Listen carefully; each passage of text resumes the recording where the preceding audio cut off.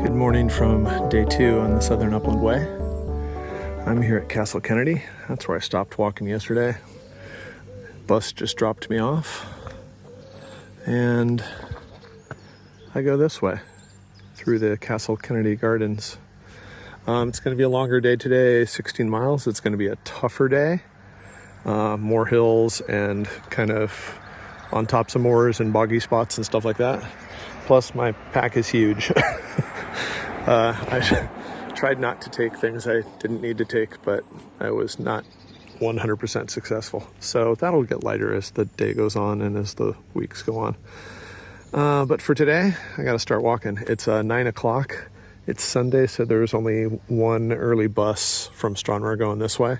So I had to catch that. So not starting as early as I want, but that's okay. It's a long day.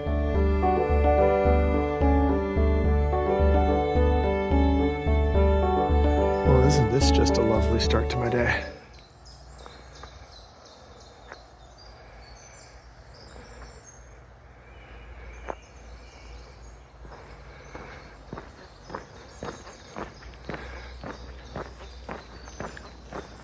I gotta tell you folks, if you're ever wanting to come to Scotland and want a place that's kind of off the grid, Stranraer, south of Glasgow, is not a horrible spot.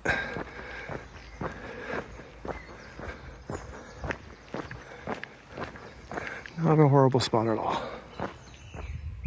I can only presume that is the castle itself in Castle Kennedy.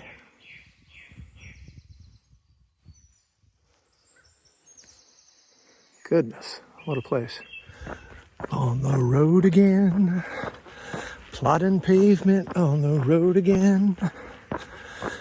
I can't wait until I'm back on trail again. Yeah, I can't wait to get off the road again.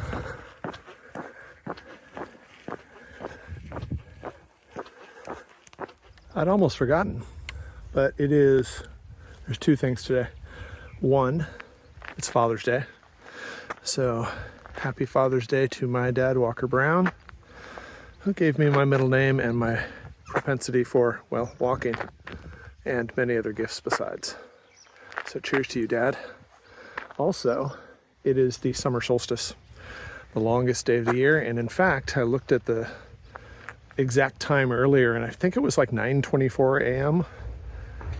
and it's 9:32 right now. So welcome to the first moments of summer, y'all.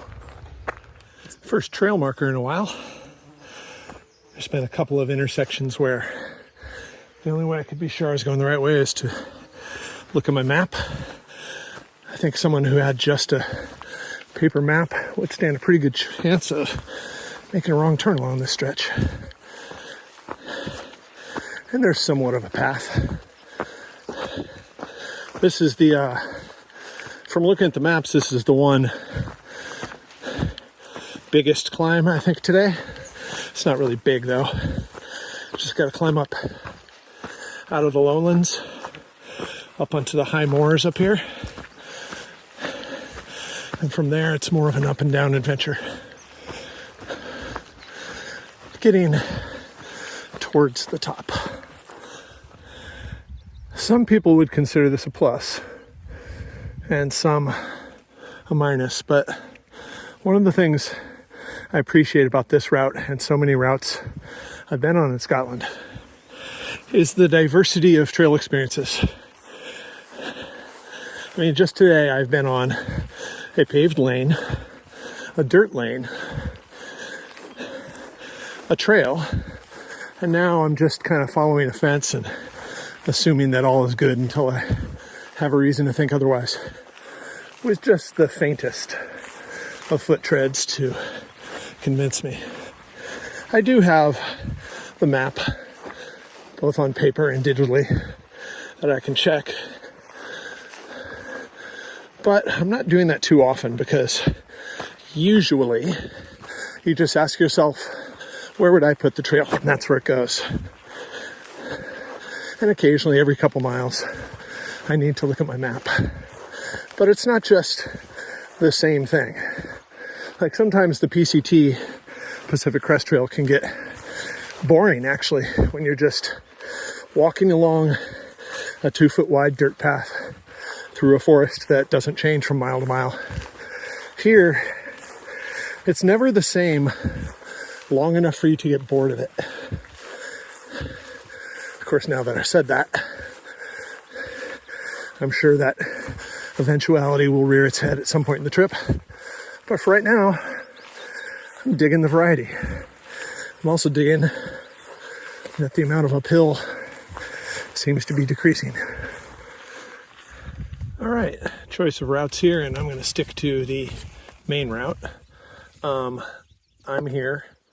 The main route goes this way along these woods and then descends to cross Water of Luce.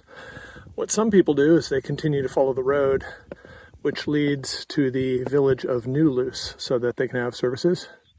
You have another chance to do that right here, but I'm going to do neither of those. I'm going to stay on the track the whole way. That gets me up to here. It's longer, but it's the true trail, and I'm not here to walk a lot of pavement unless I have to. Okay, time to go along these woods, top this hill, and descend to the Water of Luce. Way off there in the distance, you see a forest with some wind turbines on it. That is where my destination is for the evening. But I have 13 miles of trail to get there. It's a long ways off. And those bigger hills in the distance is the area of Glen Trool, which is one of the more well-known outdoor spots in southern Scotland. And that is where I'll be 2 nights from now, going through the first set of bigger hills. But in the meantime, miles.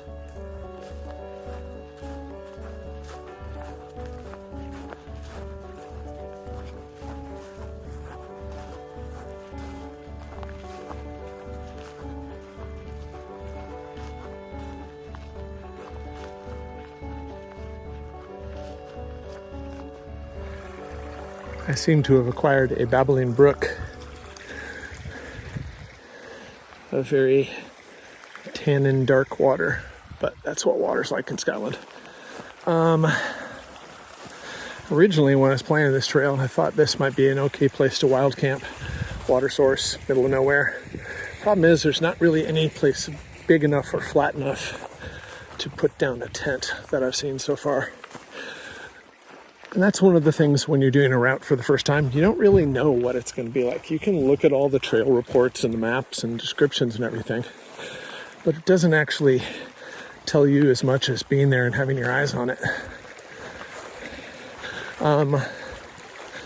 3 things on a completely different topic. 3 things I always ask myself at the beginning of each day are, how are my feet, how are my legs, and how's my head? Because there's not much you need to worry about out here. But those are the 3 things that come to the forefront. So how are my feet? They're not sore. I can tell that I hiked yesterday, but it's just kind of a awareness that I did something. I do feel a hot spot developing on the outside of my right heel that I'm going to give some attention to at my first break in 2 miles or so. Best to get on top of that stuff early before it gets out of control. And part of that is these are shoes I haven't hiked in before. I usually hike in New Balance, and these are Ultras, and they're just fitting a little bit differently, but so far they're comfortable. Just a little bit of a hot spot on the heel. How are my legs? Fine. Again, I can tell that I hiked yesterday, but not in any way that's negative. Closest thing I've seen to a campsite, but kind of uneven and lumpy. They feel strong. Nothing hurts. So no problem there. And how's my head? I don't mean like physically, do I have a headache? I mean like, how you feeling mentally? Because the mental game out here is way bigger than most people would think. They think, oh, it's like, am I strong enough to do this? A lot of the strength has to be mental strength, because it is easy to put yourself in a bad place that lets you spiral into unproductive thoughts. So how's my head today? It's good. Everything's going as planned so far. The weather's beautiful. I don't have any doubts or worries that are plaguing me at the moment. Feeling confident, feeling like I'm on top of things, and ready for what's ahead, especially early in the trip where the outcome of the trip is in question. I want to be thinking about these things. All right, continuing downhill toward the Water of Luce, where I will take my first break of the day.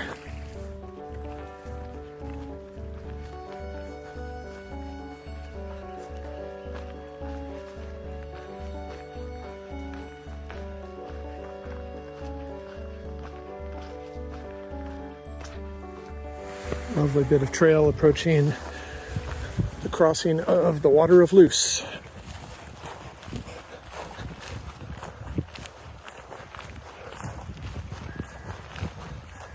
Going to be taking my first break of the day up here since I'm about a third of the way through the day. Take off my shoes, take care of my feet, eat some food, filter some water, swat some flies.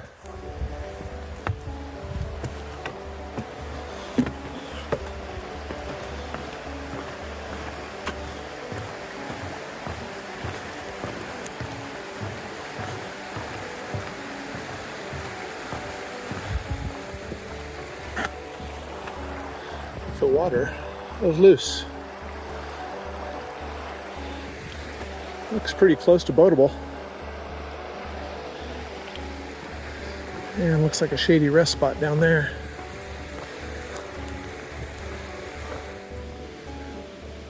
Good day. It's time for another episode of Lunchtime with Judson.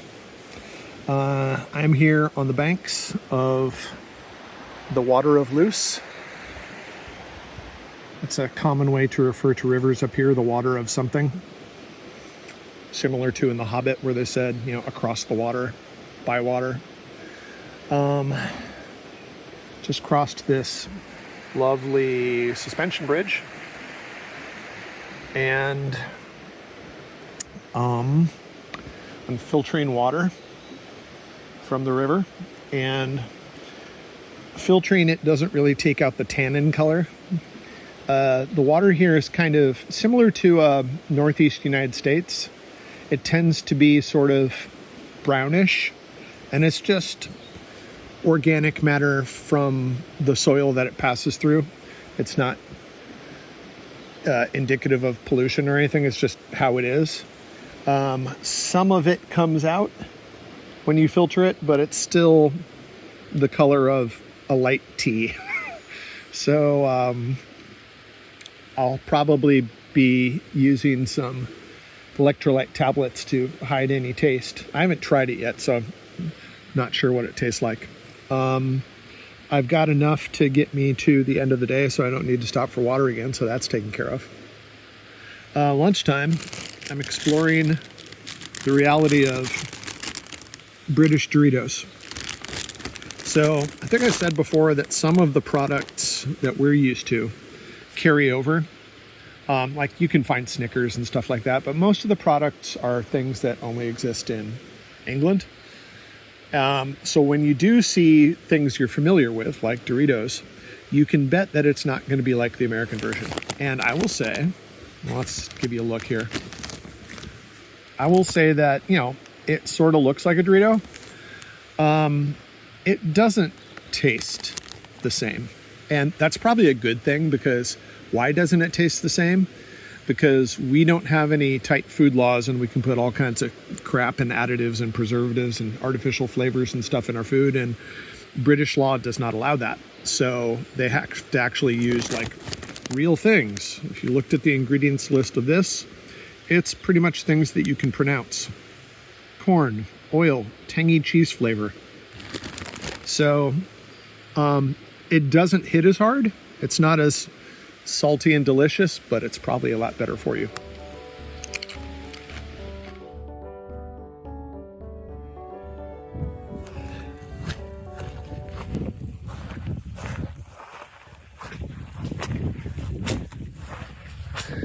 It's not all amazing. There's a price to pay sometimes for the beauty and the wonder that you see. And right now, the price I'm paying is, from the looks of it, about a mile of utterly boggy trail. That's right. I mean, once your feet get wet, they can't get any wetter, right? Hopefully I don't find a place where I sink in up to my armpits. Finally made it to the top of the moors, more or less. There's an old ruin here of a farm and one lone tree with nothing else around and a bunch of cattle underneath it. And I'm glad I don't have to go up there, as I see at least one bull. My route goes this way. That is where I came from. Wow, I've crossed a lot of country. Up on the tops of the moory bits. There was a 20% chance of rain forecast today, and there's some dark-looking clouds. Look like they could mean business, but not in enough concentration to make me concerned. Following this for a bit. Been climbing for a while on a paved lane that led up to this farm called Balmurray, and seems modern and everything, but it's utterly deserted. Has a house and all the outbuildings, just no one around.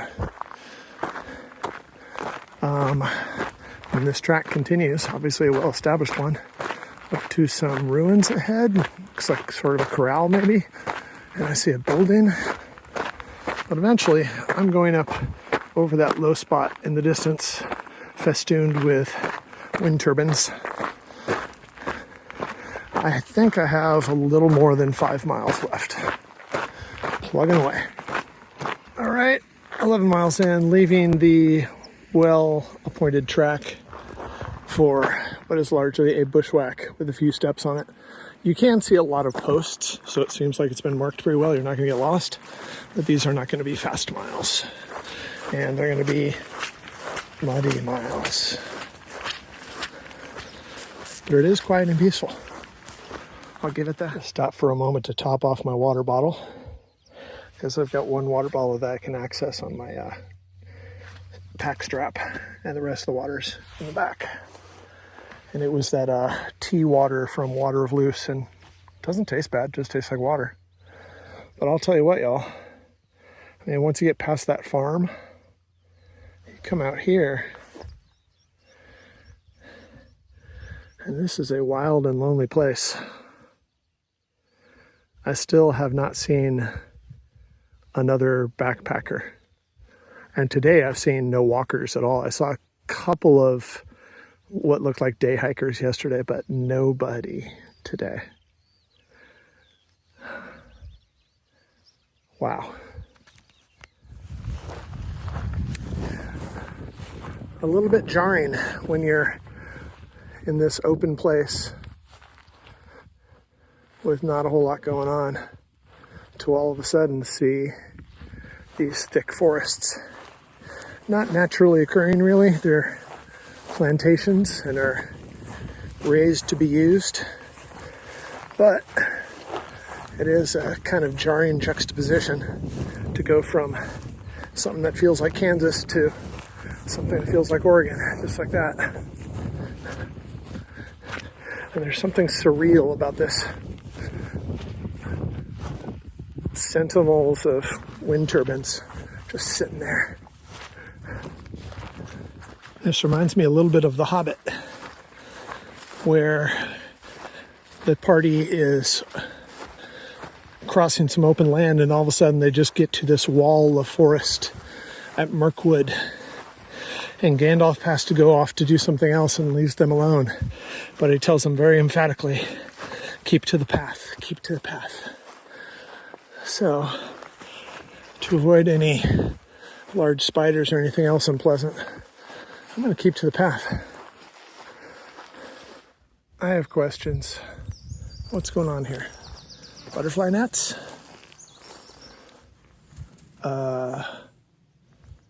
No idea. No idea at all. No signage indicating their purpose. So I'm in this combination of forestry and wind farm. And I've heard reports that when the trail leaves the road and goes off on itself into here, that the blowdowns are pretty bad and you should just take the road because it basically goes to the same place. There's like a first half and then it hits a road and then there's the second half. I'm going to see how bad the first half is, and if I am troubled by it, I can do the road for the last part. I want to try to follow the route, but not if it's just like stupidly difficult and unmaintained. Let's find out. Yeah, I'd say this is significant. I'm too far into it to turn around now, so what the hell do I do with this? Oh boy, this is going to be a challenge, y'all. Well, let's get to it. Maybe this. Oh boy. Yeah, that was really freaking bad. It's about 100 feet, a couple dozen trees. Had to take off my pack and army crawl through the mud to get under this last one. It looks, I don't know what it looks like ahead. Surely it can't be that bad the whole way, right? Right? Maybe that's the worst part. Fuck. Well, I'm definitely not going back through it, so I'm invested now. Sorry for my language. Oof. Okay, here we go. Well, finally made it through that hell. Holy crap. That was about a quarter mile of the worst trail I've ever seen. And at this point, I'm home. That little weird looking thing is called Beehive Bothy. And you can stay inside it, or you can tent outside, and I believe I'm going to do the latter. Because it's a nice night, and I don't really need the shelter. It's got a water source. And I'm done walking. Whew. Let's set up camp.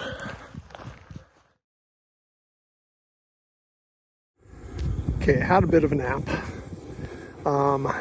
Getting dinner started, as you can hear from the roar of the stove behind me. And got some water filtered, which I needed to do from the creek over there. And as I mentioned before, the water in Scotland in most places is just naturally kind of stained dark by tannins, which are organic compounds that are just in the water because of the peaty soil. And this is after filtering. So it doesn't really lose all of its color. It did get a little bit lighter, but not much because it's not like big chunks or anything. And I just tasted it and it has no perceivable taste. It just tastes like water. So it's a little bit visually upsetting, but it's perfectly fine. And I'll only need to do it on times like this when I'm in the backcountry between villages. Tonight's menu is going to be my typical ramen with a bunch of crap thrown in it. So let's make that happen. Okay. Got a little bit unpacked.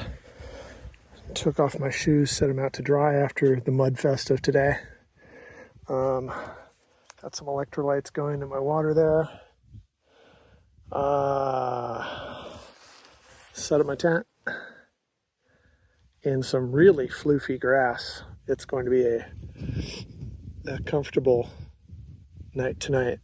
But I haven't been in the Bothy yet. Let's see what this bad boy looks like. Certainly does look like a beehive. Hopefully it's not full of bees.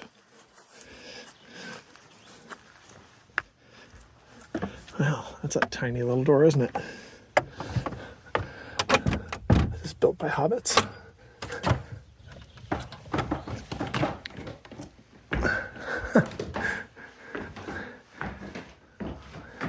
So it's got some sleeping platforms. And that's about it. A couple of chairs. Some people have left stuff. Nothing really of worth or note. I think I may leave the door open. It's a little musty in here.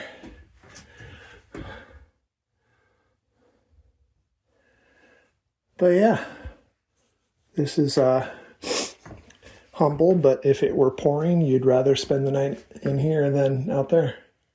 So there we go.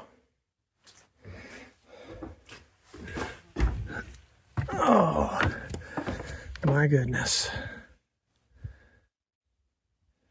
Actually, with the number of flies, leaving the door open might not be a good idea. Yeah. Well, I have the answer to a question I never thought of asking. Are there lizards in Scotland?